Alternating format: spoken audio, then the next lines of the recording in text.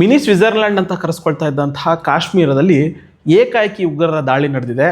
ಅಂದರೆ ಧರ್ಮವನ್ನು ಗುರುತಿಸಿ ಪತ್ತೆ ಮಾಡಿ ನೀನು ಹಿಂದೂ ಧರ್ಮಕ್ಕೆ ಸೇರಿದವನ ಅಂತ ಹೇಳ್ಬಿಟ್ಟು ಅದನ್ನು ಗೊತ್ತಾದ ನಂತರ ಉಗ್ರರು ದಾಳಿಯನ್ನು ಮಾಡಿರುವಂಥದ್ದು ನಿಜವಾಗ್ಲೂ ಇಡೀ ದೇಶ ಅಷ್ಟೇ ಅಲ್ಲ, ಇಡೀ ವಿಶ್ವದಾದ್ಯಂತನೂ ಕೂಡ ಸಾಕಷ್ಟು ಟೀಕೆ ಟಿಪ್ಪಣಿಗಳು ಎಲ್ಲವೂ ಕೂಡ ವ್ಯಕ್ತವಾಗ್ತಿದೆ. ಉಗ್ರವಾದವನ್ನು ಪೋಷಣೆ ಮಾಡ್ತಾ ಇರುವಂತಹ ಅಥವಾ ಬೆಂಬಲ ಮಾಡ್ತಾ ಇರುವಂತಹ ಪಾಕಿಸ್ತಾನಕ್ಕೆ ತಕ್ಕ ಶಿಕ್ಷೆಯನ್ನು ಕೊಡಬೇಕು ಅನ್ನುವಂತಹ ಒಂದು ಡಿಮ್ಯಾಂಡು ಎಲ್ಲೆಡೆ ಕೇಳಿ ಬರ್ತಾ ಇದೆ. ಹೀಗಾಗಿನೇ ಭಾರತ ಪಾಕಿಸ್ತಾನದ ಮೇಲೆ ಯುದ್ಧವನ್ನು ಮಾಡಿಯೇ ತೀರುತ್ತೆ ಅನ್ನುವಂತಹ ಒಂದು ಬೆಳವಣಿಗೆಗಳು ಗಡಿ ಭಾಗದಲ್ಲಿ ನಡೀತಾ ಇದೆ. ಇದಕ್ಕೆ ಪೂರಕವಾದಂತಹ ಒಂದಷ್ಟು ಚಟುವಟಿಕೆಗಳನ್ನು ಭಾರತ ಮಾಡ್ಕೊಳ್ತಾ ಇದೆ. ಇದ್ರೆ ಕಳೆದ ಹಲವು ವರ್ಷಗಳಿಂದ ಉಗ್ರವಾದವನ್ನು ಪೋಷಣೆ ಮಾಡ್ತಾ ಇರುವಂತಹ, ಬೆಂಬಲವನ್ನು ಮಾಡ್ತಾ ಇರುವಂತಹ, ಜೊತೆಗೆ ಬೆಳೆಸ್ತಾ ಇರುವಂತಹ ಪಾಕಿಸ್ತಾನದ ಈ ಒಂದು ಅಟ್ಟಹಾಸ ಏನಿದೆಯಲ್ಲ, ಇದಕ್ಕೆ ಬ್ರೇಕ್ ಹಾಕೋದು ಯಾವಾಗ? ನಿಜವಾಗ್ಲೂ ಭಾರತದ ಕೈಯಲ್ಲಿ ಉಗ್ರವಾದವನ್ನು ಸಂಪೂರ್ಣವಾಗಿ ಮಟ್ಟ ಹಾಕಲಿಕ್ಕೆ ಸಾಧ್ಯ ಆಗೋದಿಲ್ವಾ? ಜನಸಾಮಾನ್ಯರು ಇದನ್ನು ರಾಜಕೀಯವಾಗಿ ಎಷ್ಟೇ ಹೇಳಿಕೆಗಳನ್ನು ಕೊಟ್ಟರೂ ಕೂಡ ನಿಜವಾಗ್ಲೂ ಗಡಿ ಪ್ರದೇಶದಲ್ಲಿ ಯಾವ ರೀತಿಯಾದಂಥ ಒಂದು ಪರಿಸ್ಥಿತಿ ಇರುತ್ತೆ? ಒಬ್ಬ ಯೋಧ ಗಡಿಯಲ್ಲಿ ಒಂದು ಸೇವೆಯನ್ನು ಸಲ್ಲಿಸ್ತಾನೆ ಅಥವಾ ಒಂದು ಕರ್ತವ್ಯವನ್ನು ನಿರ್ವಹಣೆ ಮಾಡ್ತಾನೆ ಅಂತಂದರೆ ಎಷ್ಟು ಚಾಲೆಂಜಿಂಗ್ ಆಗಿರುತ್ತೆ. ಕಣ್ಣೆದುರುಗಡೆನೇ ಉಗ್ರರು ಬಂದೂಕನ್ನು ಹಿಡ್ಕೊಂಡು ಗುಂಡನ್ನು ಹಾರಿಸ್ತಾರೆ ಅಂತಂದರೆ ಅದನ್ನು ಎದುರಿಸುವಂತಹ ಧೈರ್ಯ ಆ ಒಬ್ಬ ಸೈನಿಕನಿಗೆ ಹೇಗೆ ಬರುತ್ತೆ? ಈ ಥರ ಎಲ್ಲ ಪ್ರಶ್ನೆಗಳು ಜನಸಾಮಾನ್ಯರಲ್ಲಿ ಮೂಡುತ್ತೆ. ಸೇನೆಯಲ್ಲಿ ಹಲವು ವರ್ಷಗಳ ಕಾಲ ಸೇವೆಯನ್ನು ಸಲ್ಲಿಸಿ ಅದಾದ ನಂತರ ಸಮಾಜದಲ್ಲಿ ಒಂದು ಕೆಲವು ಹುದ್ದೆಗಳನ್ನು ನಿರ್ವಹಣೆ ಮಾಡಿ ಈಗ ಅಲ್ಲಿಂದನೂ ಕೂಡ ನಿವೃತ್ತ ಆಗಿರುವಂತಹ ನಿವೃತ್ತ ಸೇನಾಧಿಕಾರಿ, ಜೊತೆಗೆ ನಿವೃತ್ತ KS ಅಧಿಕಾರಿ ಆಗಿರುವಂತಹ ಕೆ ಮತಾಯ್ ನಮ್ಮ ಜೊತೆಗಿದ್ದಾರೆ. ಅವ್ರನ್ನ ಮಾತನಾಡಿಸ್ತಾ ಹೋಗೋಣ. ಉಗ್ರರ ದಾಳಿ ಆಗಿರ್ಬೋದು ಅಥವಾ ಗಡಿಯಲ್ಲಿ ಸೇನೆಯ ಹೋರಾಟ ಯಾವ ಥರ ಇರುತ್ತೆ, ಒಬ್ಬ ಸೈನಿಕನಾಗಿ ಯಾವ ರೀತಿ ಅಲ್ಲಿ ಹೋರಾಟವನ್ನು ಮಾಡ್ತಾರೆ, ಇವೆಲ್ಲವನ್ನು ಕೂಡ ಅವರಿಂದ ಮಾತನಾಡಿಸ್ತಾ ಹೋಗೋಣ. ಅವರಿಂದ ಒಂದಷ್ಟು ವಿಚಾರಗಳನ್ನು ತಿಳ್ಕೊಳ್ತಾ ಹೋಗೋಣ. ವೆಲ್ಕಮ್. ನಮಸ್ಕಾರ ಸರ್. ಈಗ ನೀವು ಆರ್ಮಿಯಲ್ಲಿದ್ರಿ, ಏರ್ಫೋರ್ಸಲ್ಲಿದ್ರಿ, ನಿವೃತ್ತರಾದ್ರಿ. ಸೊ ಈಗ ಮೊದಲು ಪ್ರಶ್ನೆ ಉದ್ಭವ ಆಗುತ್ತೆ, ಆ ಪಹಲ್ಗಾಮ್ನಲ್ಲಿ ಉಗ್ರರ ದಾಳಿ ಆಯಿತು ಅನ್ನುವಂಥದ್ದು ವಿಚಾರ ಗೊತ್ತಾದಾಗ ನಿಮಗೆ ಹೇಗೆ ಅನ್ನಿಸ್ತು ಸರ್? ಅಯ್ಯೋ, ಇಡೀ ದೇಶದಲ್ಲಿ ನಮಗೆ ಪಹಲ್ಗಾಮ್ನಲ್ಲಿ ಇವರು ಒಂದು ಜಾತಿ ಆಧಾರದ ಮೇಲೆ ಕಂಡು ಅಂದರೆ ಅದನ್ನು ಹುಡುಕಿ ಗುಂಡಿಡುವಂಥ ಆ ಒಂದು ವಿಷಯ ಇಡೀ ನಮ್ಮ ದೇಶದ ಜನರ ಕಂಪ್ಲೀಟ್ ರಕ್ತ ಬಿಸಿಯಾಗುವ ರೀತಿಯಲ್ಲಿ ಆಗಿದೆ. ಸೊ ಅದು ಬಹುಶಃ ಈ ನಮ್ಮ ಬಾಂಬೆ ಘಟನೆಯ ನಂತರದಲ್ಲಿ ನಮ್ಮ ದೇಶ ಕಂಡಂಥ ಒಂದು ದೊಡ್ಡ ಒಂದು ಕ್ರೂರ ಕೃತ್ಯ ಇದು.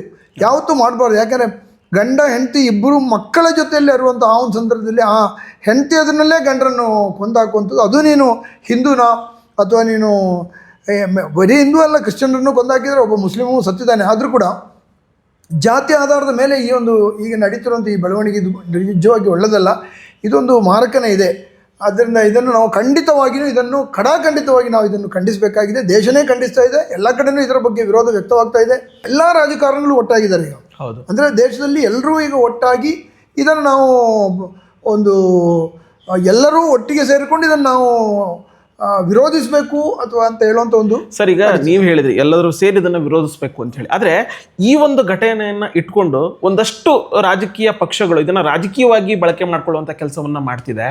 ಸೊ ಏನು ಹೇಳ್ತೀರಾ ಸರ್ ನೀವು? ಈ ಥರದ ಒಂದು ಘಟನೆ ಆದಾಗ ಅದನ್ನು ರಾಜಕೀಯವಾಗಿ ಅಥವಾ ರಾಜಕೀಯ ಬಣ್ಣವನ್ನು ಹಚ್ಚುವಂಥದ್ದು ಸರಿ ಅಂತ? ಖಂಡಿತವಾಗಿಯೂ ಈ ಒಂದು ಸಂದರ್ಭದಲ್ಲಿ ಇಂಥ ಘಟನೆಗಳೆಲ್ಲ ನಡೆದಾಗ ಇದಕ್ಕೆ ರಾಜಕೀಯ ಬಣ್ಣ ಹಚ್ಚಲೇಬಾರ್ದು. ಯಾಕೆ ಅಂತ ಹೇಳಿದರೆ ಇಲ್ಲಿ ಎಷ್ಟೋ ಜನರ ಒಂದು ಅವರ ಆತ್ಮವನ್ನು ಕಳ್ಕೊಂಡಿದ್ದಾರೆ, ಅವ್ರ ಜೀವವನ್ನು ಕಳ್ಕೊಂಡಿದ್ದಾರೆ. ಇಲ್ಲಿ ನೀವು ರಾಜಕೀಯ ಮಾಡೋದು ಸರಿಯಲ್ಲ. ಯಾಕೆಂದರೆ ಇಡೀ ದೇಶ ಇದನ್ನು ವಿಟ್ನೆಸ್ ಮಾಡ್ತಾ ಇದೆ. ನೋವಿನ ಮಡಿಲಿನಲ್ಲಿ ಅವರ ಮನೆ ಬಾಂಧವರು, ಹೆಂಡತಿ, ಮಕ್ಕಳು ಎಲ್ಲ ಇರುವಂಥ ಈ ಒಂದು ಸಂದರ್ಭದಲ್ಲಿ ರಾಜಕೀಯ ಮಾಡುವಂಥದ್ದಲ್ಲ. ನಾವೆಲ್ಲ ಒಗ್ಗಟ್ಟಾಗಿ ಒಟ್ಟಿಗೆ ಸೇರಿಕೊಂಡು ಇದನ್ನು ಒಂದು ಟ್ಯಾಕಲ್ ಮಾಡುವಂಥ ಕೆಲಸವನ್ನು ನಾವು ಮಾಡಬೇಕಾಗಿದೆ. ಓಕೆ ಸರ್, ಈಗ ಗಡಿ ಅಂತ ಬಂದಾಗ ಉಗ್ರರ ಚಟುವಟಿಕೆ ಅಥವಾ ಉಗ್ರರ ದಾಳಿ ಇವತ್ತು ನಿನ್ನೆದಲ್ಲ ಸರ್. ಹೌದು. ಸ್ವತಂತ್ರ ನಂತರದಿಂದಲೂ ಈ ರೀತಿಯಾದಂತಹ ಒಂದು ಘಟನೆಗಳು ಆಗ್ತಾನೆ ಇದೆ. ಹೌದು. ಸೊ ನೀವು ತುಂಬಾ ಹತ್ತಿರದಿಂದ ಕಂಡಂತೆ ಯಾವ ರೀತಿಯಾಗಿ ಚಟುವಟಿಕೆ ಅಥವಾ ಆ ಪರಿಸ್ಥಿತಿ ಅಂದರೆ ಉಗ್ರರ ದಾಳಿ ಕಣ್ಣೆದುರುಗಡೆ ಉಗ್ರರ ದಾಳಿಯನ್ನು ಮಾಡ್ತಿದ್ದಾರೆ ಅಂತಂದಾಗ ಒಬ್ಬ ಸೈನಿಕನ ಮನಸ್ಥಿತಿ ಯಾವ ಥರ ಇರುತ್ತೆ ಸರ್? ನೋಡಿ, ನಾವು ಒಮ್ಮೆ ಸೈನ್ಯಕ್ಕೆ ಸೇರಿದ ಮೇಲೆ ನಮಗಿರೋದು ಒಂದೇ, ನಾವು ಎಲ್ಲಿಯಾದರೂ ರಿಟೈರ್ ಆಗಿ ವಾಪಸ್ ಬಂದಿದೆ ಅಂದರೆ ಅದು ನಾವು ಸಾಯದೆ ಬಂದಿದ್ದೇವೆ ಅಂತ ಹೇಳಿದ್ರೆ ಅದೆಲ್ಲ ನಮ್ಮದು ಒಂದು ಭಾಗ್ಯ ಅಷ್ಟೇ ನಾವು ಹೇಳ್ಬೋದು. ಇಲ್ಲಾಂದರೆ ನಾವು ಒಮ್ಮೆ ಸೈನ್ಯಕ್ಕೆ ಸೇರಿದ ಮೇಲೆ ಬಾರ್ಡರ್ನಲ್ಲಿ ನಾವು ಕೆಲಸ ಮಾಡ್ತಿರೋ ನಮಗೆ ಯಾರಿಗೂ ಏನೂ ಹೇಳೋಕ್ಕಾಗಲ್ಲ. ಅಲ್ಲಿ ಯಾವ ಕ್ಷಣದಲ್ಲಿ ಕೂಡ ನಾವು ಸಾಯ್ಬೋದು. ಈಗ ಉದಾಹರಣೆಗೆ ನಾನು 1984 ಆಪರೇಷನ್ ಬ್ಲೂ ಸ್ಟಾರ್ನಲ್ಲಿ ಭಾಗವಹಿಸಿದ್ದೇನೆ. ಅವತ್ತು ನೀವು ನೋಡಿರ್ಬೋದು, ಅಮೃತಸರದ ಗೋಲ್ಡನ್ ಟೆಂಪಲ್ನಲ್ಲಿ ತೀವ್ರವಾದಿಗಳು ಗೋಲ್ಡನ್ ಟೆಂಪಲ್ ಒಳಗೆ ಹೋದ ಸಂದರ್ಭದಲ್ಲಿ ನೀವೆಲ್ಲ ಕೇಳಿರ್ತೀರಿ ಕತೆ, ಯಾವ ರೀತಿಯಲ್ಲಿ ಸೋಲ್ಜರ್ಸ್ಗಳನ್ನು ಕೊಂದಿರೋ. ಅವಾಗ ನಾನು ಪಂಜಾಬ್ನಲ್ಲಿದ್ದೇನೆ, ಐ ವಾಸ್ ಇನ್ ಪಂಜಾಬ್. ನಾನು ನೋಡಿದ್ದೇನೆ, ಬಾರ್ಡರ್ಗಳಲ್ಲಿ ನಾನು ಮಾಡಿದ್ದೇನೆ, ಕಾಶ್ಮೀರ್ ಬಾರ್ಡ್ರಲ್ಲಿ ಮಾಡಿದ್ದೇನೆ, ರಾಜಸ್ಥಾನ ಬಾರ್ಡರ್ಗಳಲ್ಲೆಲ್ಲ ನಾವು ಕೆಲಸ ಮಾಡಿದ್ದೇವೆ. ಹಾಗೇನು ಒಮ್ಮೆ ಸೈನ್ಯಕ್ಕೆ ಸೇರಿದ ಮೇಲೆ ಅವ್ನು ರಿಟೈರ್ ಆಗಿ ಬರ್ತಾನಂತ ಹೇಳುವಂಥದ್ದು ಎಲ್ಲಿನೂ ಗ್ಯಾರಂಟಿ ಇಲ್ಲ, ಬಂದರೆ ಅದು ಒಂದು ಭಾಗ್ಯ. ಸರ್, ಈಗ ನೀವು ಆರ್ಮಿಗೆ ಸೇರಬೇಕಾದ್ರೆ ನೀವು ಒಂದು ಉದ್ದೇಶ ಇರುತ್ತೆ ಸರ್, ದೇಶ ಫಸ್ಟು, ಹೌದು, ಆಮೇಲೆ ಮಿಕ್ಕಿದ್ದು ಅಂತ ಹೇಳಿ. ಹೌದು. ಸೊ ಎದುರುಗಡೆ ಇರುವಂತಹ ದುಶ್ಮನ್ಗಳನ್ನ ಕಣ್ಣಿಗೆ ಕಾಣ್ತಾರೆ, ಅವ್ರನ್ನ ಹೌದು, ನಿಮ್ಮದೇ ಆದಂತಹ ರೀತಿಯಲ್ಲಿ ಅವರಿಗೆ ಒಂದು ಪ್ರತ್ಯುತ್ತರವನ್ನ ಕೊಡ್ತೀರಾ. ಸೊ ದೇಶದ ಒಳಗಡೆ ಇರುವಂತಹ ಉಗ್ರಗಾಮಿಗಳು ಅಥವಾ ದೇಶ ದ್ರೋಹಿಗಳ ಈ ತರದ ಸಂಖ್ಯೆ ಹೆಚ್ಚಾಗ್ತಾ ಇರಬೇಕಾದ್ರೆ ಏನ್ ಅನ್ಸುತ್ತೆ ಸರ್ ನಿಮ್ಗೆ? ನಮಗೆ ಇದಕ್ಕೆಲ್ಲ ಏನು ಅಂತ ಹೇಳಿ, ಎಲ್ಲೋ ಒಂದು ಕಡೆಗೆ ನಮ್ಮ ರಾಜಕೀಯ ವ್ಯವಸ್ಥೆನಲ್ಲಿ ಒಂದು ಯಾವುದೋ ಪಕ್ಷದವರನ್ನಿರ್ಬೋದು ಅಥವಾ ಜಾತಿಯನ್ನು ಓಲೈಸುವಂಥದ್ದು ಇರ್ಬೋದು, ಇನ್ನಿತರ ವಿಷಯಗಳು, ಇದನ್ನೆಲ್ಲ ನಾವು ಈಗ ಈ ಒಂದು ಸಂದರ್ಭದಲ್ಲಿ ನಾವು ಚರ್ಚೆ ಮಾಡೋದಕ್ಕಿಂತ ಹೆಚ್ಚಾಗಿ ಈಗ ನಾವೆಲ್ಲ ಒಟ್ಟಾಗಿ ಇದನ್ನು ಖಂಡಿಸಬೇಕು ಅಂತ ಹೇಳುವಂಥದ್ದನ್ನು ನಾವು ಈಗ ತಗೊಳ್ಳೋಣ. ಬಟ್ ರಾಜಕಾರಣಿಗಳು ಇದಕ್ಕೆ ಕಾರಣಕರ್ತರಿದ್ದಾರೆ. ನೀವು ನೋಡ್ಬೋದು ಹಿಂದೆ ಈ ವೀರಪ್ಪನ ವಿಷಯದಲ್ಲಿ ಕೂಡ ಯಾವ ರೀತಿ ರಾಜಕೀಯ ಮಾಡಿದ್ರು, ಮತ್ತು ಕೊನೆಗೇನೋ ಈಗ ನ್ಯಾಯ ಕೊನೆಗಂತೂ ಬಂದೇ ಬರ್ತಿದೆ, ಯಾಕಂದರೆ ಅದು ಯಾರೂ ತಪ್ಪಿಸ್ಲಿಕ್ಕೆ ಆಗಲ್ಲ. ಬಟ್ ಅಷ್ಟು ವಿಳಂಬ ಮಾಡ್ತಾರಲ್ಲ, ಆ ವಿಳಂಬದಲ್ಲಿ ಎಷ್ಟು ಜನ ಸತ್ತಿರ್ತಾರೆ, ಅದು ಇಂಪಾರ್ಟೆಂಟ್. ಆದ್ದರಿಂದ ಎಲ್ಲೋ ಒಂದು ಕಡೆಗೆ ನಮ್ಮ ರಾಜಕಾರಣಿಗಳ ಮೇಲೇನು ನಾವು ಒಟ್ಟು ಮಾಡಿ ತೋರಿಸುವಂಥದ್ದು ಇದೆ. ಯಾಕೆ ಅಂತ ಹೇಳಿದರೆ ಅವರು ಇದನ್ನು ಬೇರೆ ಬೇರೆ ಉದ್ದೇಶಕ್ಕೆ ಉಪಯೋಗಿಸ್ಕೊಳ್ಳುವಂಥದ್ದು, ಜಾತಿ ಆಧಾರಿತವಾಗಿ ಇರ್ಬೋದು, ಸರಿ ಅಲ್ಲ ಅದು. ಈಗ as good as that person has died in war, ಆ ರೀತಿಯಾಗಿ ಕೊಡಬೇಕಾಗಿರುವಂಥ ಎಲ್ಲ ಬೆನಿಫಿಟ್ಗಳನ್ನು ಅವ್ರಿಗೆ ಕೊಡುವಂಥದ್ದು ಅತಿ ಉಚಿತ ಅಂತ ನಾನು ಹೇಳಲಿಕ್ಕೆ ಬಯಸ್ತೇನೆ. ಓಕೆ ಸರ್, ಈಗ ಇನ್ನು ವಾಪಸ್ ಈಗ ಪಹಲ್ಗಾಮ್ ದಾಳಿಗೆ ಬರೋದಾದರೆ, ಒಂದಷ್ಟು ಮೂಲಗಳ ಪ್ರಕಾರ, ಮಾಹಿತಿಯ ಪ್ರಕಾರ ಸ್ಥಳೀಯರು ಕೂಡ ಆ ಒಂದು ಕಾರ್ಯಾಚರಣೆ ಅಂದರೆ ಆ ಒಂದು ಉಗ್ರ ಚಟುವಟಿಕೆಯಲ್ಲಿ ಭಾಗಿಯಾಗಿದ್ರು ಅಂತ ಹೇಳಿ. ಸೊ ಅಂದರೆ ಈ ರೀತಿಯಾಗಿ ಉಗ್ರರಿಗೆ ನಮ್ಮ ದೇಶದಲ್ಲಿರುವಂಥವ್ರೇ ಸಪೋರ್ಟ್ ಕೊಡ್ತಾರೆ ಅಂತಂದಾಗ ಇದು ಬೇರೆ ಸಮೇತ ಕಿತ್ತಾಕಕ್ಕೆ ಸಾಧ್ಯ ಆಗೋದೇ ಇಲ್ವಾ ಅಂತ ಸರ್? ಅದು ಏನು ಅಂತ ಹೇಳಿದ್ರೆ, ಈಗ ನೀವು ನಮ್ಮ ಒಳಗೆ ನಾವು ವಿದೇಶದ ತೀವ್ರವಾದಿಗಳಿರ್ಬೋದು ಅಥವಾ ರಾಷ್ಟ್ರದ್ರೋಹಿಗಳ ಜೊತೆ ನಾವು ಹೋರಾಟ ಮಾಡೋದು, ದೇಶದ ಒಳಗೆ ನಮ್ಮ ರಾಜ್ಯದ ಒಳಗಡೆ ನಮ್ಮ ವ್ಯವಸ್ಥೆ ಒಳಗಡೆ ನಮ್ಮ ಗ್ರಾಮದಲ್ಲಿ ನಾವು ತೀವ್ರವಾದಿಗಳಿಗೆ ಅಥವಾ ಟೆರರಿಸ್ಟ್ಗಳಿಗೆ ನಾವು ಯಾವಾಗ ಸಪೋರ್ಟ್ ಕೊಟ್ಟು ಅವರಿಗೆ ನಾವು ನಮ್ಮ ಮನೆಯಲ್ಲಿ ವಾಸಕ್ಕೆ ಬಾಡಿಗೆಗೆ ಮನೆ ಕೊಟ್ಟು ಇದನ್ನೆಲ್ಲ ಮಾಡೋದು ಒಮ್ಮೊಮ್ಮೆ ಗೊತ್ತಿಲ್ಲದೇನೂ ಆಗ್ತದೆ. ಯಾಕೆಂದರೆ ಅವ್ರು ಹೇಳೋದಿಲ್ಲ, ಯಾವನು ಬಂದವನು ತೀವ್ರವಾದಿ ಅಂತ ಹೇಳ್ಕೊಂಡು ಬಂದರೆ ಬಹುಶಃ ಯಾರು ಕೊಡೋದಿಲ್ಲ. ಆದರೆ ಅವನ ಈಗ ಒಬ್ಬ ಅಪರಿಚಿತ ವ್ಯಕ್ತಿ ನಿಮ್ಮಲ್ಲಿ ಮನೆಗೆ ಬಾಡಿಗೆಗೆ ಬಂದಾಗ ನೀವು ಅವನ ಚಲನವಲನಗಳ ಬಗ್ಗೆ ನಿಗಾ ಇಡಬೇಕು.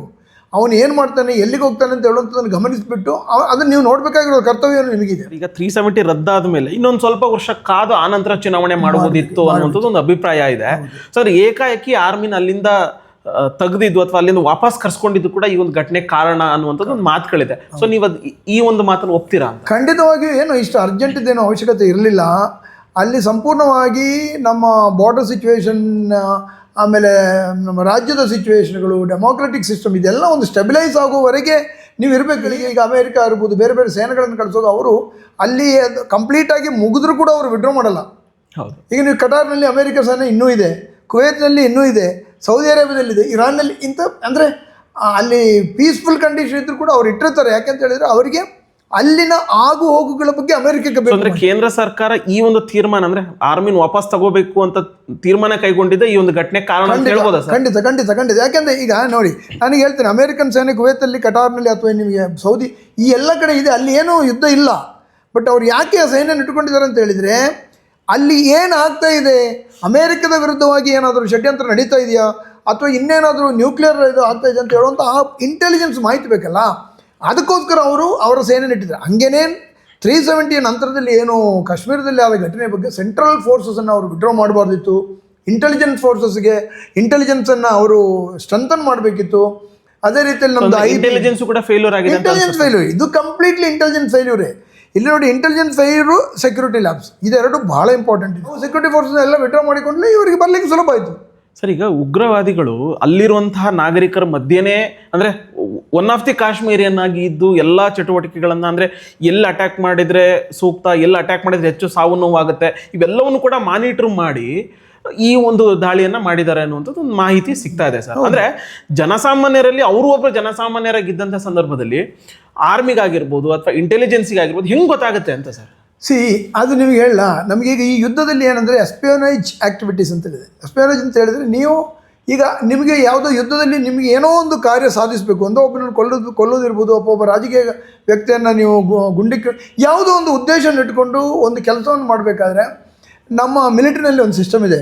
ನಾವೀಗ ಪಾಕಿಸ್ತಾನಿಗೆ ಹೋಗಿ ದಾವೂದ್ ಇಬ್ರಾಹಿಂ ಎಲ್ಲಿದ್ದಾನೆ ಅಂತ ಹುಡುಕಬೇಕು ಅಂತ ಹೇಳಿದರೆ ನಮ್ಮ ಇಂಟೆಲಿಜೆನ್ಸ್ ಫೋರ್ಸಸ್ ಇರ್ಬೋದು ಅಥವಾ ನಮ್ಮ ಮಿಲಿಟರಿ ಫೋರ್ಸಸ್ ಇರ್ಬೋದು, ಅದರ ಯಾರು ಈ ಸೀಕ್ರೆಟ್ ವರ್ಕ್ ಮಾಡುವಂಥವರು, ಅವರು ವೇಷವನ್ನು ಬದಲಿಸಿ ಅವರ ದೇಶದಲ್ಲಿ ಹೋಗಿ, ಈಗ ಪಾಕಿಸ್ತಾನ ಅಂದರೆ ಅವನೊಬ್ಬ ಮುಸ್ಲಿಮ್ ಆಗಿ ದಾಡಿಯೆಲ್ಲ ಬೆಳೆಸಿಕೊಂಡು ಟೊಪ್ಪಿಯೆಲ್ಲ ಇಟ್ಟುಕೊಂಡು ಇವನು ಈ ಸೋಲ್ಜರ್ ಇಂಟೆಲಿಜೆನ್ಸ್ ಆಗಿ ಅಲ್ಲಿ ಕೆಲಸ ಮಾಡಬೇಕು. ಅವನು ಕೆಲಸ ಮಾಡಿ ಅಲ್ಲಿರುವ ಜನರ ಜೊತೆ ಬೆರೆತು ಅವರ ಭಾಷೆಯನ್ನು, ಅವರ ಕಲ್ಚರ್ಗಳನ್ನು, ಅವರ ನಾಡು ನುಡಿ ಜಲ ಎಲ್ಲವನ್ನು ಇವನು ಪಳಗಿ ಅವನು ಅಲ್ಲಿದ್ದವನಂಗೆ ಆ್ಯಕ್ಟ್ ಮಾಡಬೇಕು. ಆವಾಗ ತಾನೇ ಇವನಿಗೆ ಬೇಕಾದ ಮಾಹಿತಿ ಸಹ ಕಲೆಕ್ಟ್ ಮಾಡೋಕ್ಕಾಗ್ತದೆ. ಹಾಗೆಯೇ ಪಾಕಿಸ್ತಾನೀಸ್ ಕೂಡ ಕಾಶ್ಮೀರದಲ್ಲಿ ಬಂದು ಅಲ್ಲಿ ಅವರ ಇಂಟೆಲಿಜೆನ್ಸ್ ನೆಟ್ವರ್ಕ್ ಒಳಗೆ ಬಂದಿದೆ. ಬಟ್ ಯಾವಾಗ ನಮ್ಮ ಇಂಟೆಲಿಜೆನ್ಸ್ ಫೇಲ್ಯೂರ್ ಆಯಿತು ಅವರಿಗೆ ಒಳಗೆ ಬರಲಿಕ್ಕೆ ಆಯಿತು. ಯಾವಾಗ ನಮ್ಮ ಸೆಕ್ಯೂರಿಟಿ ಫೋರ್ಸನ್ನು ವಿಡ್ರಾ ಮಾಡಿದ್ರು ಅವರಿಗೆ ಇಲ್ಲಿ, ಯಾಕೆಂದ್ರೆ ಈ ಘಟನೆ ಆದಮೇಲೆ ಒಂದಷ್ಟು ಲೋಕಲ್ ಏಡ್ಸ್ ಕೂಡ ಭಾಗಿಯಾಗಿದ್ದಾರೆ ಅಂತ ಹೇಳ್ಬಿಟ್ಟು ಅವ್ರ ಮನೆ ಆಗಿರ್ಬೋದು, ಅವ್ರನ್ನೆಲ್ಲರನ್ನೂ ಕೂಡ ವಿಚಾರಣೆ ಮಾಡೋದಾಗಿರ್ಬೋದು, ಅವ್ರ ಮನೆಗಳಿಂದ ಧ್ವಂಸ ಮಾಡುವಂಥ ಕೆಲಸವನ್ನ ಆರ್ಮಿ ಮಾಡ್ತಾ ಇದೆ. ಸೊ ಹೀಗಾಗಿ ಈ ಪ್ರಶ್ನೆಯನ್ನು ನಾನು ಹೌದು ಖಂಡಿತ ಇದು ನಿಮ್ಮ ಪ್ರಶ್ನೆ ಬಹಳ ಸಮಂಜಸವಾಗಿದೆ. ಯಾಕೆಂದರೆ ಇದು ಎಲ್ಲ ಕಡೆನೂ ಇದೆ. ಇದು ಇಲ್ಲಿಂದ ಅಲ್ಲ, ಎಲ್ಲ ದೇಶಗಳು ಬೇರೆ ದೇಶಗಳಲ್ಲಿ ಅವರವರ ಈ ಎಸ್ಪೇನೇಜ್ ಆ್ಯಕ್ಟಿವಿಟೀಸ್ನಲ್ಲಿ ಮಾಡುವಾಗ ಅವರು ಅಲ್ಲಿರುವವರ ವೇಷಭೂಷಗಳನ್ನು, ಅವರ ಭಾಷೆಯನ್ನು ಅದನ್ನೆಲ್ಲ ಕಲ್ತುಕೊಂಡು ಅವರು ಅಲ್ಲಿಯ ಜನರ ರೀತಿಯಲ್ಲಿ ಇರ್ತಾರೆ. ಆದ್ದರಿಂದ ಸಂಶಯ ಬರದ ರೀತಿಯಲ್ಲಿ ಅವರು ಕೆಲಸ ಮಾಡಬೇಕಲ್ಲ, ಅದಕ್ಕೋಸ್ಕರ ಇದು ಮಾಡ್ತಾರೆ. ಸೊ ಒಂದು ಕಡೆ ಕೇಂದ್ರ ಸರ್ಕಾರ ರಾಜತಾಂತ್ರಿಕವಾಗಿ ಪಾಕಿಸ್ತಾನಕ್ಕೆ ಹೊಡೆತ ಕೊಡುವಂಥ ಕೆಲಸವನ್ನು ಮಾಡಿದೆ. ಪ್ರಮುಖವಾದಂಥ ಒಂದು 5 ನಿರ್ಧಾರಗಳನ್ನು ಕೈಗೊಂಡಿದೆ. ಸೊ ನೀವು ಎಕ್ಸ್ ಆರ್ಮಿ ಪರ್ಸನ್ ಆಗಿ ಅಥವಾ ನಿವೃತ್ತ ಸೇನಾಧಿಕಾರಿಯಾಗಿ ಸೊ ಕೇಂದ್ರ ಸರ್ಕಾರ ತೆಗೆದುಕೊಂಡಿರುವಂತಹ 5 ನಿರ್ಧಾರಗಳು, ಪ್ರಮುಖವಾದಂಥ ನಿರ್ಧಾರಗಳ ಬಗ್ಗೆ, ಒಂದು ಸಿಂಧು ನದಿ ಆಗಿರ್ಬೋದು, ಅಟಾರ ಗಡಿ ಆಗಿರ್ಬೋದು, ಆಮೇಲೆ ವೀಸಾ ಕೊಡದಿತ್ತಿರುವಂಥದ್ದಾಗಿರ್ಬೋದು, ಸೊ ಈ ಥರದ್ದೆಲ್ಲ ಸೊ ಯಾವ ರೀತಿಯಾಗಿ ವಿಶ್ಲೇಷಣೆ ಮಾಡ್ತೀರಾ ಅಂತ ಸರ್? ಅದು ನ್ಯಾಚುರಲ್ ಆಗಿ ಈಗ ಒಂದು ದೇಶ ಇನ್ನೊಂದರ ಈಗ ನಮ್ಮ ದೇಶದ ಒಳಗಡೆ ನುಗ್ಗಿ ತೀವ್ರವಾದಿಗಳು ನಮ್ಮ ಜನವನ್ನು ಕೊಂದು ಹಾಕಿದ್ದಾರೆ ಅಂತ ಹೇಳಿದರೆ ಇದು ಒಂಥರ ಯುದ್ಧನೇ ಅಲ್ವಾ? ನಮ್ಮ ಜಮೀನಿನ ಒಳಗಡೆ ಅವರು ನುಗ್ಗಿ ನಮ್ಮವ್ರನ್ನ ಕೊಂದಿದ್ದಾರೆ ಅಂತೇಳಿ ಇದು ಒಂಥರ ಒಂದು ಇಂಡೈರೆಕ್ಟ್ ವಾರ್. ಹೌದು. ಸೊ ಅವರೊಂದು ಇಂಡೈರೆಕ್ಟ್ ವಾರ್ನ ಒಂದು ಸಾಧ್ಯತೆಯನ್ನು ಅವರು ಸೃಷ್ಟಿ ಮಾಡಿದಾಗ ನಾವು ಅದಕ್ಕೊಂದು ರಿಟಾಲಿಯೇಟ್ ಮಾಡಬೇಕಾಗಿರೋದು ನಮ್ಮ ಕರ್ತವ್ಯ ಇದೆ. ಯಾಕಂದರೆ ದೇಶದ ಜನ ನೋಡ್ತಾ ಇದ್ದಾರೆ. ನಾವು ಈಗ ನಾಳೆ ಇನ್ನೂ ಬಂದು ಒಂದು 100 ಜನರು ಕೊಂದುಬಿಟ್ರೆ, ಸೊ ಅದು ಕೊಲ್ಲದ ರೀತಿಯಲ್ಲಿ ಆಗಬೇಕು ಅಂತ ಹೇಳಿದರೆ ಇಲ್ಲಿ ಎಲ್ಲೋ ಒಂದು ಕಡೆಗೆ ನಾವು ತೋರಿಸ್ಬೇಕು. ಖಂಡಿತವಾಗಿಯೂ ನಮ್ಮ ದೇಶದಿಂದ ಅವರದನ್ನು ಈ ಕ್ರಮಗಳನ್ನು ಅವರು ಕೈಗೊಂಡಿದ್ದಾರೆ. ಸಿಂಧು ನದಿದ್ದಿರ್ಬೋದು, ನಿಮಗೆ ವಾಘಾ ಬಾರ್ಡರನ್ನು ಕ್ಲೋಸ್ ಮಾಡುವಂಥ ಇರ್ಬೋದು, ಪಾಕಿಸ್ತಾನಿಗಳನ್ನೆಲ್ಲ ಹೊರಗೆ ಕಳಿಸಿರುವಂಥದ್ದು ಇರ್ಬೋದು, ಆಮೇಲೆ ಅವರಿಗೆ ಡೆಡ್ಲೈನ್ ಕೊಟ್ಟಿರೋದಿರ್ಬೋದು. ಈಗಾಗಲೇ 500 ಜನ ಡೆಡ್ಲೈನ್ ಕೊಟ್ಟರೆ ಅವರೆಲ್ಲರೂ ಹೊರಡ್ತಾ ಇದ್ದಾರೆ. ಭಾಳ ನೋವಿಂದ ಅವರು ಹೊರಡ್ತಾ ಇದ್ದಾರೆ. ಬಟ್ ಏನು ಮಾಡೋದು, ಈಗ ಅವರು ತೀವ್ರವಾದಿಗಳು ಇರಲಿಕ್ಕಿಲ್ಲ. ಬಟ್ ಆ ಬಂದಿರುವಂಥ ತೀವ್ರವಾದಿಗಳು ಅವರ ಜೊತೆ ಬೆರೆತು ನಾವು ತೀವ್ರವಾದಿಗಳು ಏನು ವ್ಯತ್ಯಾಸ ಇಲ್ಲ ಎಂಬ ರೀತಿಯಲ್ಲಿ ಬಿಂಬಿಸಿದಾಗ ದೇಶ ನಾವೀಗ ನಮ್ಮ ಜನರನ್ನು ಕಾಪಾಡೋಕ್ಕೋಸ್ಕರ ಈ ಒಂದು ಕ್ರಮ ಜರುಗಿಸಬೇಕಾಗಿ ಬಂದರೆ ಇನ್ನೇನು ಅವಶ್ಯಕತೆ ಬಂದರೆ ಯುದ್ಧನೂ ಮಾಡ್ಬೋದು. ನನ್ನ ಪ್ರಕಾರ ಪಾಕಿಸ್ತಾನಕ್ಕೆ ಬಿಟ್ಟು ಕಾಶ್ಮೀರ ಮೇಲೆ ಒಂದು ಸಣ್ಣ ಯುದ್ಧ ಆಗೇ ಆಗುತ್ತೆ. ಓಕೆ ಸರ್, ಈಗ ಅದಕ್ಕೆ ಬಂದೆ. ಈಗ ರಾಜತಾಂತ್ರಿಕವಾಗಿ ಪಾಕಿಸ್ತಾನಕ್ಕೆ ಹೊಡೆತ ಕೊಟ್ಟಿದೆ ಸರ್. ಹೌದು. ಸೊ ಅದನ್ನ ಹೊರತುಪಡಿಸಿದ್ರೆ ಬೇರೆ ಯಾವ ಮೂಲಗಳ ಮೂಲಕ ಹೊಡೆತ ಕೊಡುವಂಥ ಕೆಲಸ ಲೈಕ್ ಯುದ್ಧ ಆ ಥರದ್ದು ಅಲ್ಲ. ಈಗ ಯುದ್ಧ ಅಂತ ಹೇಳುವಂಥದ್ದು ಏನಂದರೆ 2 ನ್ಯೂಕ್ಲಿಯರ್ ಪವರ್ಡ್ ನೇಷನ್ಸ್ ಇದೆ. ನೀವು ಯುದ್ಧ ಅಂತ ಮಾಡುವಾಗ ಅದು ತುಂಬ ದೊಡ್ಡದಾಗಿ ಸಾವು ನೋವುಗಳು ಬರ್ತವೆ. ನಾವು ಈಗಾಗಲೇ ಜಗತ್ತಿನಲ್ಲಿ ನಡೆದಿರುವಂಥ ಎಲ್ಲ ಯುದ್ಧಗಳನ್ನು ನಾವು ನೋಡಿದ್ದೇವೆ. ಈಗಾಗಲೇ ನೋಡಿ, ನಿಮಗೆ ರಷ್ಯನ್ ಯುಕ್ರೇನ್ ವಾರ್ ಇರ್ಬೋದು, ಆಮೇಲೆ ನಿಮ್ಮದು ಇಸ್ರಾಯೇಲ್ ಆ್ಯಂಡ್ ಹಮಾಸ್ ಇದೇ ಇರ್ಬೋದು. ಇದೇನು ಒಂದಿನ 2 ದಿನದಲ್ಲಿ ಮುಗಿಯೋದಿಲ್ಲ. ನಮ್ಮ ದೇಶ ಏನು ಈಗ ಅಭಿವೃದ್ಧಿ ಹತ್ರ ನಾವು ಹೋಗ್ತಾ ಇದ್ದೀವಲ್ಲ, ಒಮ್ಮೆ ಯುದ್ಧ ಬಂದುಬಿಟ್ರೆ ನಾವೆಲ್ಲ ನಿಲ್ಲಾಗ್ತೇವೆ. ಯಾವತ್ತೂ ಹಮಾಸ್ ಇಸ್ರಾಯೇಲ್ ಮೇಲೆ ಒಂದು ಯುದ್ಧ ಮಾಡಲಿಕ್ಕೆ ಅವರಿಗೆ ಆ ಕೆಪಾಸಿಟಿನೂ ಇಲ್ಲ, ಧೈರ್ಯನೂ ಇಲ್ಲ. ಆಮೇಲೆ ಇಸ್ರಾಯೇಲ್ ಇಂಟೆಲಿಜೆನ್ಸ್ ಕೂಡ ಆ ರೀತಿಯಲ್ಲಿ ವರ್ಕ್ ಆಗ್ತದೆ. ಆದರೆ ಅವ್ರದ್ದು ನೀವು ನೋಡಿ, ಅವರ ಒಂದು ವರ್ಷಕ್ಕೆ ಒಂದಿನ ಅವರೇನೋ ಫಾಸ್ಟಿಂಗ್ ಮಾಡಿಕೊಂಡು ಪ್ರೇಯರ್ ಮಾಡುವಂಥ ಒಂದು ದಿನ, ಆ ದಿವಸ ಅವರ ಇಲೆಕ್ಟ್ರಿಕ್ ಸ್ವಿಚ್ಚನ್ನು ಕೂಡ ಆನ್ ಆಫ್ ಮಾಡೋದಿಲ್ಲ. ಅಂದರೆ ಅಷ್ಟಕ್ಕೂ ಅವರು ಯಾವುದೇ ಕೆಲಸಗಳನ್ನು ಮಾಡದೆ ಪ್ರಾರ್ಥನೆಯಲ್ಲಿ ತೊಡಗಿರುವಂಥ ಆ ಒಂದು ದಿನವನ್ನು ನೋಡಿಬಿಟ್ಟು ಹಮಾಸ್ನವರು ಬಂದು ಸಾವಿರಾರು ಜನರನ್ನು ಕಿಡ್ನಾಪ್ ಮಾಡಿಕೊಂಡು ಹೋಗುವಂಥ ಒಂದು ಪ್ರಶ್ನೆ ಬಂದಿದೆ. ಬಟ್ ನಮ್ಮಲ್ಲಿ ಅಂಥದ್ದಿರಲಿಲ್ಲ. ನಮ್ಮಲ್ಲಿ ಇದು purely intelligence failure and security ಸೆಕ್ಯೂರಿಟಿಯನ್ನು ವಿಡ್ರಾ ಮಾಡಿದ ಕಾರಣ. ಅಲ್ಲದೆ ನೀವು ಬೇರೆ ದೇಶಕ್ಕೂ ಇದಕ್ಕೂ ನಮಗೇನು ಅಂಥದ್ದು ನಾವು ಹೇಳಲಿಕ್ಕೆ ಬರೋದಿಲ್ಲ. ನಮ್ಮಲ್ಲಿ ಖಂಡಿತವಾಗಿಯೂ ಇಂಟೆಲಿಜೆನ್ಸ್ ಸ್ಟ್ರೆಂಥನ್ ಆಗಿದ್ರೆ ಸೆಕ್ಯೂರಿಟಿ ಫೋರ್ಸ್ ಈ ಘಟನೆ ಆಗ್ತಿರಲಿಲ್ಲ. 100% ಆಗ್ತಿದೆ. ಸರ್, ಈಗ ಯುದ್ಧ ಅಂತ ಬಂದಾಗ ಓಕೆ, ಈಗ ಒಂದಷ್ಟು ಬೆಳವಣಿಗೆಗಳನ್ನು ನೋಡ್ತಾ ಹೋಗೋದಾದ್ರೆ ಯುದ್ಧ ಆಗಬಹುದು ಅನ್ನುವಂಥದ್ದು ಒಂದು ಸನ್ನಿವೇಶ ನಿರ್ಮಾಣ ಆಗಿದೆ. ಸೊ ಈಗ ಬಲ ಅಂತ ಬಂದಾಗ ಭಾರತದ 3 ಸೇನೆಗಳ ಬಲ ಎಷ್ಟಿದೆ ಅಂದರೆ ನಿಮ್ಮ ಗಮನಕ್ಕೆ ಬಂದಂಗೆ? ಸೊ ಪಾಕಿಸ್ತಾನದ ಸೇನಾ ಬಲ ಅಂತ ಬಂದಾಗ ಯಾವುದು ಹೆಚ್ಚು ತೂಗುತ್ತೆ ಅಂತ ಸರ್? ನೋಡಿ, ನಿಮಗೆ ಯುದ್ಧದಲ್ಲಿ ಅದನ್ನು ಆ ರೀತಿ ನಾವು ಲೆಕ್ಕಕ್ಕೆ ಹಾಕ್ಲಿಕ್ಕೆ ಬರೋದಿಲ್ಲ. ನೀವು ಜಗತ್ತಿನ ಇತಿಹಾಸ ನೋಡಿದರೆ ವಿಯೆಟ್ನಾಂ ಮೇಲೆ ಅಮೇರಿಕ ಯುದ್ಧ ಸಾರಿತು. ಕೊನೆಗೆ ಅಮೇರಿಕ ವಿಡ್ರಾ ಮಾಡಿಕೊಂಡು ಹೋಗಿದೆ. ವಿಯೆಟ್ನಾಂ ಅಂತ ಹೇಳೋದು ಇಷ್ಟೇ ಸಣ್ಣ ಒಂದು, ಅಮೇರಿಕ ಇದು ಸೂಪರ್ ಪವರ್. ಹಾಗಿರುವಾಗ ನಮ್ಮಲ್ಲಿ ಹಂಗೆಲ್ಲ, ಅದಕ್ಕೂ ನಮ್ಮದು ತುಂಬ ವ್ಯತ್ಯಾಸ ಇದೆ. ಈಗ Pakistan is A nuclear powered nation, India is also A nuclear powered nation. ಏನಂದರೆ ಹೊಡೆದವನು ಅಲ್ಲ, ಓಡುವವನು ದಣಿವಾಗ್ತದೆ, ಓಡಿಸುವವನಿಗೂ ದಣಿವಾಗ್ತದೆ. ಹೌದು. ಈಗ ನಮಗೆ ಅದೇ ನಾವೀಗ ಏನು ಕೊಚ್ಚಿಕೊಳ್ಳಬಹುದು, ನಮ್ಮ ಹತ್ರ ಬ್ರಹ್ಮೋಸ್ ಇದೆ, ನಮ್ಮ ಹತ್ರ ಅಗ್ನಿ ಇದೆ ಅಂತ ನಾವು ಹೇಳ್ಬೋದು, ಅವ್ರ ಹತ್ರನೂ ಎಲ್ಲವೂ ಇದೆ, ಇಲ್ಲ ಅಂತ ಅಲ್ಲ. ಬಟ್ ನಾವು ಸುಪೀರಿಯರ್ ಪೊಸಿಷನಲ್ಲಿ ಇದ್ದೇವೆ, ನಮಗೆ ಎಕಾನಮಿ ಭಾಳ ಸ್ಟ್ರಾಂಗ್ ಆಗಿದೆ, ನಮ್ಮಲ್ಲಿ ಮ್ಯಾನ್ ಪವರ್ ಜಾಸ್ತಿ ಇದೆ, ಅದೆಲ್ಲ ಕರೆಕ್ಟ್ ಇದೆ. ಯಾಕೆಂದ್ರೆ ಹಿಂದಿನ ಒಂದಷ್ಟು ಯುದ್ಧಗಳನ್ನು ನೋಡ್ತಾ ಬಂದಾಗ ಎಲ್ಲೂ ಕೂಡ ಪಾಕಿಸ್ತಾನ ಭಾರತದ ವಿರುದ್ಧ ಗೆದ್ದಿಲ್ಲ ಸರ್. ಪ್ರತಿ ಹಂತದಲ್ಲೂ ಕೂಡ ಯುದ್ಧ ಮಾಡಿದಾಗ ಪ್ರತಿ ಹಂತದಲ್ಲೂ ಕೂಡ ಪಾಕಿಸ್ತಾನ ಸೋತು ಶರಣಾಗಿದೆ. ಸೊ ಹಾಗಾಗಿ ನಾನು ಒಂದು ವಿಷಯ ನಿಮಗೆ ಹೇಳ್ತೇನೆ, ನೀವು ಅದು ಕರೆಕ್ಟ್ ಅಂತ ಹೇಳಿಕೊಂಡು ನಾವೀಗ ಯುದ್ಧ ಮಾಡಬೇಕು ಅಂತ ಹೇಳುವಂಥದ್ದು ಸಮಂಜಸ ಅಲ್ಲ. ಯಾಕೆ ಅಂತ ಹೇಳಿದರೆ, ನಾವೀಗ ಯುದ್ಧ ಮಾಡಿದ್ರೆ ಖಂಡಿತವಾಗಿ ನಮ್ಮಲ್ಲಿನ ಒಂದಿಷ್ಟು ಜನ ಸಾಯ್ತಾರೆ ಅಲ್ವಾ. ನಾವೀಗ ಬೇಕಾದ ಅವ್ರನ್ನ 100 ಜನರನ್ನು ಸಾಯಿಸೋ, ನಮ್ಮಲ್ಲಿನ ಒಂದು 10 ಜನ ಸಾಯ್ದಿಲ್ವಾ? ಅವರು ಸೋಲ್ಜರ್ಸು, ಅವರು ಹೆಲ್ಪ್ಲೆಸ್ ನಿರಪರಾಧಿಗಳಾಗಿರುವಂಥವರು, ಈ ಒಂದು ಯುದ್ಧ ಘೋಷಣೆ ಮಾಡಿರುವಂಥ ಒಂದೇ ಒಂದು ಕಾರಣಕ್ಕೆ ಅವರು ಸಾಯಬೇಕಾಗ್ತದೆ. ಬಟ್ ಆಕ್ಯುಪೈಡ್ ಕಾಶ್ಮೀರದಲ್ಲಿ ಉಗ್ರರಿದ್ದಾರೆ, ಅಲ್ಲಿಂದಲೇ ಉಗ್ರರ ನೆಲೆಗಳು ಆರಂಭವಾಗುತ್ತೆ, ಅಲ್ಲಿಂದಲೇ ಅವರು ನಮಗೆ ತೊಂದರೆ ಕೊಡ್ತಾ ಇರೋದರಿಂದ ಖಂಡಿತವಾಗಿ ದೇಶ ಎಲ್ಲ ಪೊಲಿಟಿಕಲ್ ಪಾರ್ಟೀಸು ಎಲ್ಲರನ್ನೂ ಗಣನೆಗೆ ತಗೊಂಡು ಪಾಕಿಸ್ತಾನಕ್ಕೆ ಕಾಶ್ಮೀರ ಮೇಲೆ ಒಂದು ಆಪರೇಷನ್ ಮಾಡ್ತಾರೆ, ಅವ್ರು ಖಂಡಿತ ಮಾಡ್ತಾರೆ. ಅದು ನಾವೇನು ಯುದ್ಧ ಮಾಡಬೇಕು ಮಾಡಬಾರ್ದು ಅಂತ ಹೇಳುವಂಥದ್ದು ಸರಿಯಲ್ಲ.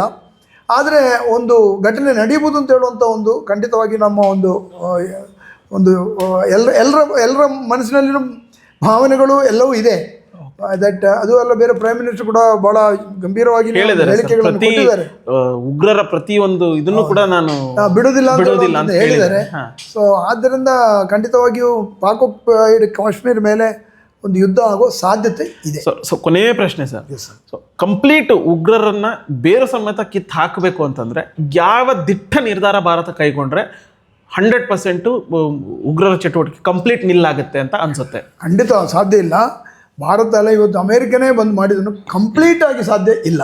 ಒಮ್ಮೆ ಯುದ್ಧ ಶುರು ಆದರೆ you take it for granted, it will go for years together. ನಮ್ಮಲ್ಲಿ ಸಾವಿರಾರು ಕೋಟ್ಯಾಂತರ ರೂಪಾಯಿ ನಷ್ಟ ಆಗೋದ್ರ ಜೊತೆ ಸಾವಿರಾರು ಜನ ಜೀವ ಕಳ್ಕೊಳ್ಬೇಕಾಗ್ತದೆ, ನಮ್ಮ ಎಕಾನಮಿ ಡೌನ್ ಆಗ್ತದೆ. ಸೊ ಒಂದ್ ವೇಳೆ ಪಾಕಿಸ್ತಾನನೇ ಯುದ್ಧ ಘೋಷಣೆ ಮಾಡಿದಾಗ ಸರ್ ಅನಿವಾರ್ಯ ಭಾರತ ಮಾಡಲೇಬೇಕಾಗುತ್ತೆ. ಯುದ್ಧ ಘೋಷಣೆ ಮಾಡುವಂಥದ್ದು ಇಸ್ ಅ ಫೂಲಿಶ್ ಥಿಂಗ್.